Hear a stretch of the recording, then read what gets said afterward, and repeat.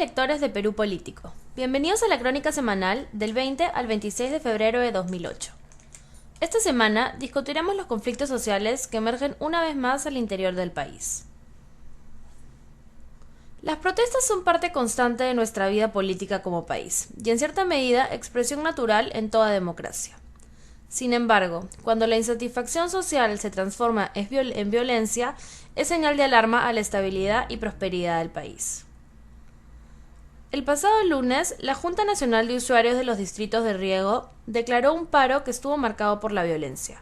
4 agricultores murieron, más de 200 personas resultaron detenidas y fueron 48 horas de caos y desorden en varias zonas del país, principalmente en Ayacucho.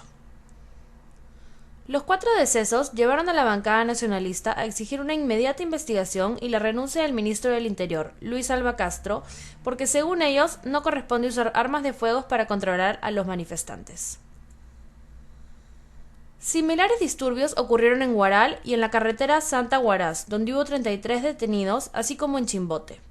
Hubo bloqueos de carreteras en diversas zonas del país y incluso un bloqueo en la vía férrea hacia Machu Picchu.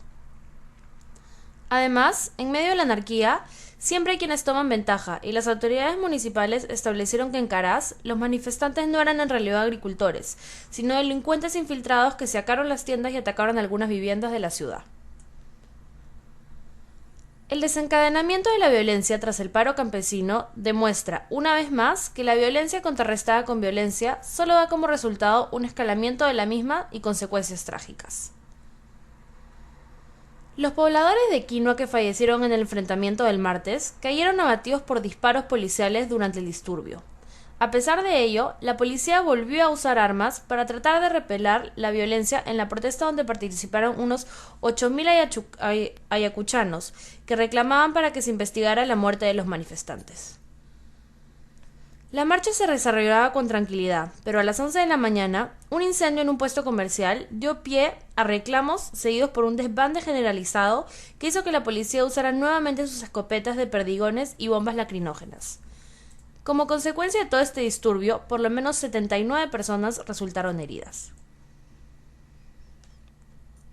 Al respecto, el presidente de la República, Alan García, responsabilizó a los, y citándolo, pseudodirigentes y agitadores extremistas de los decesos ocurridos durante el bloqueo de carreteras ocasionado en el paro agrario. Cuestionó que estos personajes, en lugar de encabezar las protestas, empujan a la población a participar como, y en sus palabras, carne de cañón. Agregó que después de la tensión vivida en el país por la huelga de algún sector agrario, la calma estaba volviendo a diversos sectores, con el despeje de las carreteras, incluso en las zonas donde los resultados eran lamentables, como Ayacucho, y aprovechó para recalcar que nadie tiene derecho a bloquear carreteras, tomar aeropuertos o amenazar al resto del Perú. Además, García felicitó a la policía por haber actuado con convicción y decisión. Frente al pedido de renuncia de Alba Castro, el mandatario indicó que primero debe investigarse a la bancada nacionalista para ver cuántos de ellos han instigado el paro agrario. Citándolo, es lo primero que debemos hacer y dejarnos de hipocresías. A 2 días de que el ministro del Interior, Luis Alba Castro, se presente ante la Comisión Permanente del Congreso para explicar los sucesos de violencia ocurridos durante el paro agrario, el presidente del Parlamento, Luis González Posada, admitió que el gobierno cometió errores que debe corregir. El legislador aprista indicó que si bien nada justifica los actos de violencia impulsados por lo que él denomina fuerzas de la oscuridad, reconoce que el gobierno debió explicar mejor los proyectos que plantea a fin de evitar malas interpretaciones. Sin duda alguna, el gobierno manejó mal la crisis al, en lugar de resolver las demandas de los agricultores para detener el paro, anunciar que se declaraba el estado de emergencia y se entregaba el control a las Fuerzas Armadas, pero nunca publicar el decreto y asignar a la policía la labor de disolver los disturbios con el saldo conocido. En este clima de protesta que se vive en el país, la ciudad de Cusco empieza a jugar también un papel predominante. A pesar de la negativa del gobierno regional del Cusco de respaldar la medida de lucha y la falta de apoyo de la población, la Asamblea Regional y la Federación Departamental de Trabajadores del Cusco inició un paro de 48 horas para exigir la derogatoria de las leyes 29.16.4 y 29.16.7 por considerar que atentan contra el patrimonio cultural. Para el presidente regional de Cusco, Hugo González, el paro de 48 horas tiene intereses políticos y electorales. En sus palabras, entiendo que el radicalismo y la intolerancia están primando en algunos sectores de la Asamblea Regional, pero espero que reflexionen y que finalmente vuelva el clima de paz a Cusco, que es sede de APEC. Espero que esto sea resuelto a la brevedad posible. El paro de 48 horas estuvo plagado de incidentes, como el intento de toma del aeropuerto Juan Velasco Astete y el cierre de los principales atractivos turísticos de la ciudad. Temporalmente, los cusqueños decidieron dar tregua a la ola de protestas que exige la derogatoria de las leyes que promueven la concesión y la inversión en lugares considerados patrimonio cultural.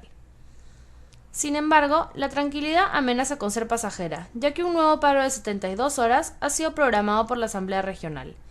No se ha definido aún su fecha. Sin embargo, según informó el presidente de la Asamblea, Efraín Yepes, para este nuevo paro se busca que otras regiones, principalmente de la Amazonía, se pliegan a la medida de protesta, de modo que sea un paro macrorregional.